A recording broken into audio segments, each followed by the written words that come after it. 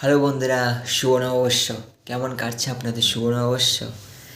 তো একটা কথা বন্ধুরা, আমি সন্ধ্যার দিকে জাস্ট ফেসবুকটা ওপেন করলাম। তো ওপেন করতে করতে একটু স্ক্রল করছিলাম, দেখছি কার কী ছবি আপলোড হয়েছে।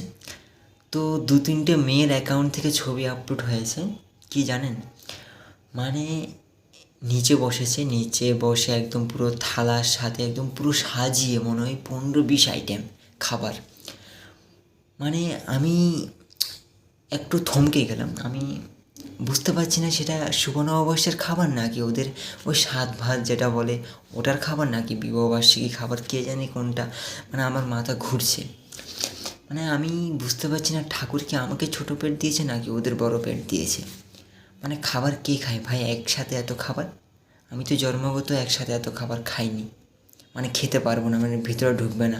অর্ধেক গিয়ে আমার ইঞ্জিন স্টপ হয়ে যায়। মানে আমার ইঞ্জিন এমন ইঞ্জিন ঠাকুরে দিয়েছে যে চলতে চলতে ফুট করে মানে ব্যাটারি শেষ বা পেট্রোল শেষ, যাই বলুন না কেন।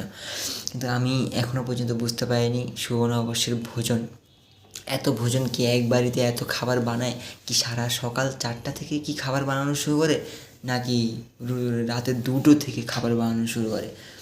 ভাবুন তো বন্ধুরা, কি বলি আর। শুভ নববর্ষ গেল পুরো আমার বৃথা। Tata, bye bye, good night.